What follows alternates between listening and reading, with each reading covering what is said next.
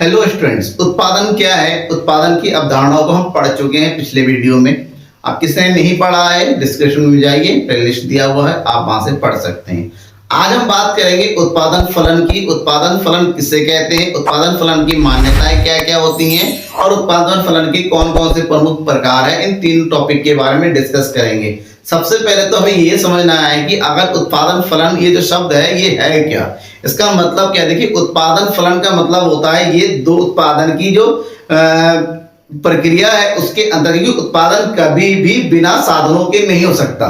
तो आप जितने साधनों का प्रयोग करेंगे उन साधनों के बदले में जितने भी उत्पादन की मात्रा का उत्पादन होता है, इनके बीच में एक संबंध होता है कि साधन का प्रयोग होगा तभी उत्पादन की मात्रा का उत्पादन होगा।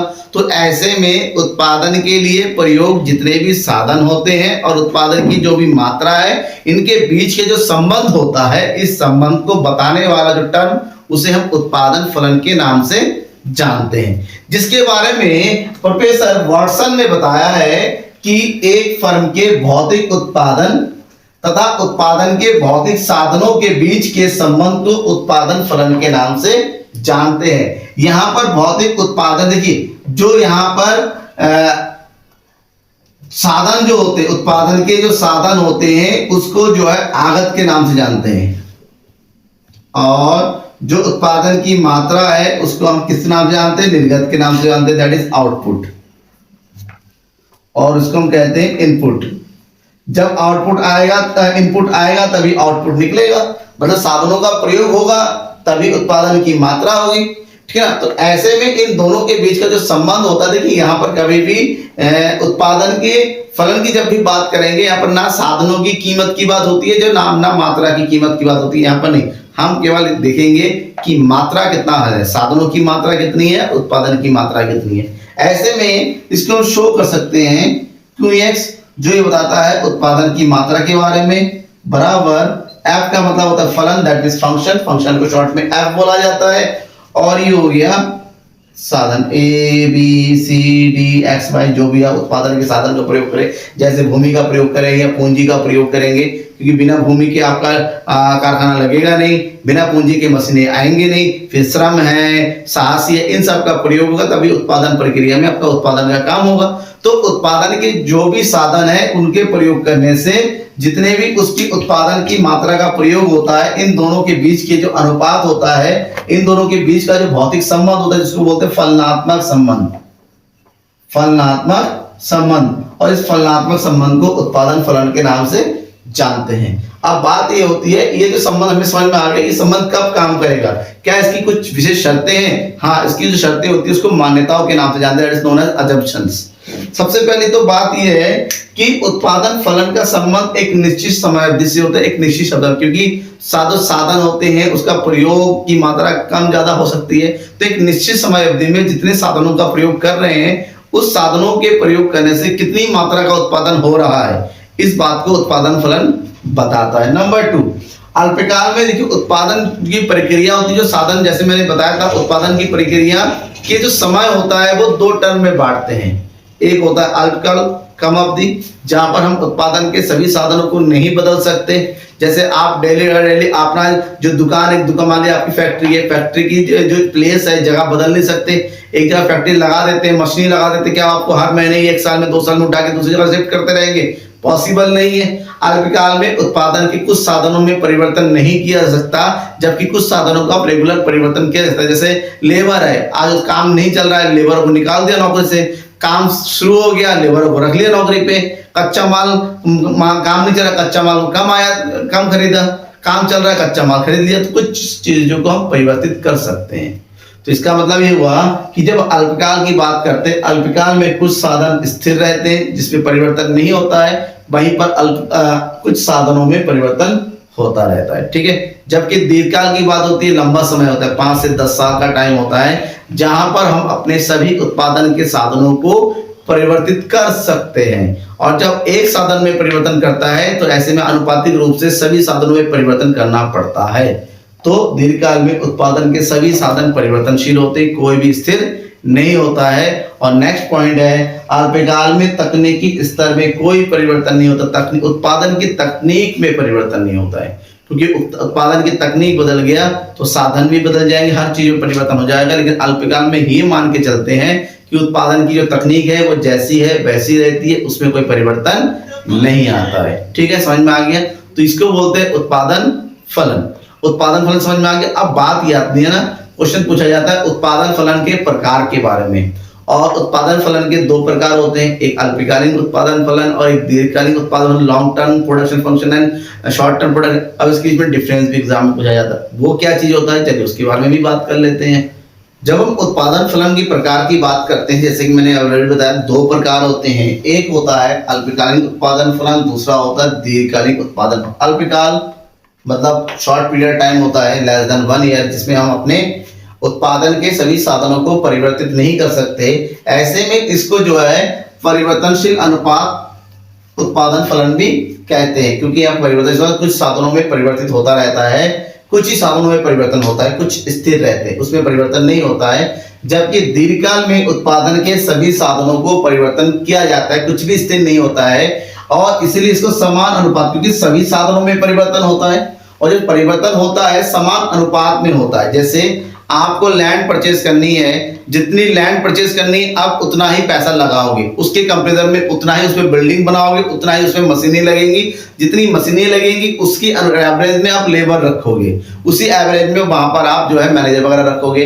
इसका मतलब होता है यहाँ पर एक प्रोपोर्शन होता है, एक इक्वल प्रोपोर्शन होता है, कुछ भी ओवर नहीं करेंगे, कुछ ओवर करेंगे तो ये बिजनेस के लिए सही नहीं होता है। इसलिए इसका नाम समान अनुपात उत्पादन फलन होता है और ये दीर्घकाल में ही पॉसिबल है, अल्पकाल में केवल परिवर्तनशील साधनों में ही परिवर्तित किया जा सकता है। इसलिए अल्पकाल में इसको परिवर्तनशील अनुपात के नियम से जानते हैं। अब चलिए अब इसको देखिए, अल्पकाल का मतलब समझ में आ गया कि एक ऐसा समय जहां पर हम हर एक साधन को परिवर्तन, इसलिए जो अल्पकाल होता है ना, अल्पकाल में जो साधन होते हैं, साधन को दो प्रकार में बांटा जाता है। एक होता है अल्पकाल में स्थिर साधन और दूसरा होता है अल्पकाल में परिवर्तनशील साधन। अगर हम स्थिर साधनों की बात करते हैं, बेसिकली इसमें एग्जांपल किसका ले सकते हैं, जैसे भूमि का ले सकते हैं, जैसे पूंजी का ले सकते हैं। परिवर्तन साधनों में किसका ले सकते हैं, जैसे श्रमिक का ले सकते हैं या फिर कच्चे माल का ले सकते हैं, जिसको परिवर्तित कर सकते हैं। इसमें कोई परिवर्तन नहीं होगा, इसमें परिवर्तन होगा।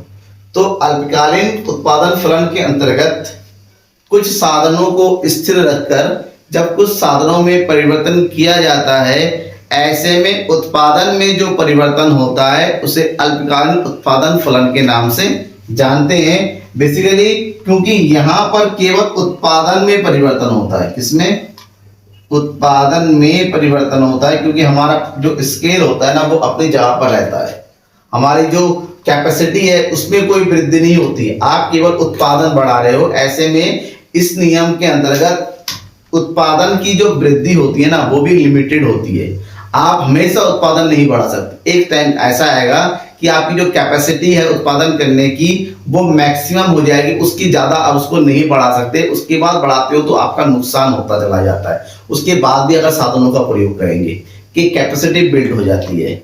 ठीक है, जैसे फॉर एग्जांपल आपके पास जितनी जमीन है, इस जमीन की एक कैपेसिटी होती है प्रोडक्शन करने की। आपकी पहले प्रोडक्शन कम हो रहा, आपने लेबर रखा, आपने मशीन वगैरह यूज कर लिया, आपने जो है खाद यूज किया, दवाई यूज की, चलो ठीक है कैपेसिटी बढ़ गई, कैपेसिटी बढ़ गई, आपने फिर से वो और खाद लगाया और लेबर लगाया, फिर से बढ़ गई। लेकिन इतनी ही जमीन में आप कितना प्रोडक्शन ले सकते हो, एक तो लिमिट होगी, उसके बाद फिर से आपने दवाई वगैरह डाल लिया तो जमीन खराब हो जाती है, प्रोडक्शन ऑटोमेटिक कम हो जाता है, ठीक है ना, जमीन बंजर होने का डर रहता है। तो ये अल्पकाल में ही पॉसिबल नहीं है। दीर्घकाल में के लिए आपको जमीन बढ़ानी पड़ेगी तो वो पॉसिबल नहीं होता है। ठीक है, तो ऐसे में अल्पकाल में कुछ साधनों को स्थिर रखकर कुछ साधनों में अगर परिवर्तन करते हैं तो ऐसे में उत्पादन की मात्रा में वृद्धि होती है, जिसको हम अल्पकालीन अनुपात का परिवर्तनशील अनुपात उत्पादन फलन के नाम से जानते हैं। और यहाँ पर जो नियम बनता है, इस नियम को हम किस नियम से जानते हैं, एक साधन प्रतिफल का नियम, इसको एक साधन प्रतिफल के नियम से जानते हैं, क्योंकि यहाँ पर हम ये मान के चलते हैं कि सारा एक ही साधन होते हैं, एक साधन में परिवर्तन होता है। चलिए अब दीर्घकाल की बात करते हैं। दीर्घकाल एक लंबी अवधि का समय होता है, दैट इज हम ये कह सकते हैं मोर देन 1 ईयर, 1 साल से ज्यादा का टाइम। और 1 साल के ज्यादा का टाइम होने का मतलब होता है हमारे पास इतना टाइम होता है कि हम उत्पादन के सभी साधनों को बदल रहे हैं। जैसे हमारे पास जितना खेत है, प्रोडक्शन बढ़ाना, खेत बढ़ा लो नहीं, और खेत बढ़ाने के लिए पैसा चाहिए, खेत ज्यादा हो गया, लेबर ज्यादा चाहिए, देखरेख के लिए आदमी चाहिए, ऑटोमेटिक सब में परिवर्तन होता है। इसलिए इसको समान अनुपात उत्पादन फलन के नियम से जानते हैं, यानी कि उत्पादन के सभी साधनों में एक समान अनुपात में वृद्धि होती है। जब समान अनुपात में वृद्धि होती है, ऐसे में जो उत्पादन का पैमाना है, उत्पादन का जो पैमाना है, जो कैपेसिटी है, वो भी क्या हो जाती है, बढ़ जाती है। अब यहाँ पर उत्पादन का जो पैमाना है, जब ये बदल जाता है, इसीलिए यहाँ पर जो नियम होता है, इस नियम को बोलते हैं पैमाने के प्रतिफल का नियम। पैमाने के प्रतिफल का नियम, law of return of scale के नाम से जाना जाता है इंग्लिश में। ठीक है, समझ में आ गया आपको कि दीर्घकालिक उत्पादन फलन क्या होता है, अल्पकालिक उत्पादन फलन। अब हमारा काम क्या होगा, हमें ये अलग अलग समझना होगा कि एक साधन प्रतिफल के अंतर्गत जो नियम होता है वो कैसे काम करता है, और वही पैमाने के प्रतिफल के अंतर्गत उत्पादन का जो नियम है वो कैसे काम करता है। इन दोनों के लिए 2 अलग अलग क्लास चलेंगी, ताकि ये क्लास आपको अच्छे से समझ में आ जाए। ठीक है ना। आपको यहाँ पर कोई डाउट है, आज की क्लास में जितना मैंने पढ़ाया वो जरूर बताइएगा, कोई डाउट है या नहीं, अपने दोस्तों में शेयर करना है ज्यादा से ज्यादा, ताकि उनके भी सारे डाउट्स वगैरह, कंफ्यूजन वगैरह दूर हो जाए। तब तक के लिए थैंक यू एंड बाय।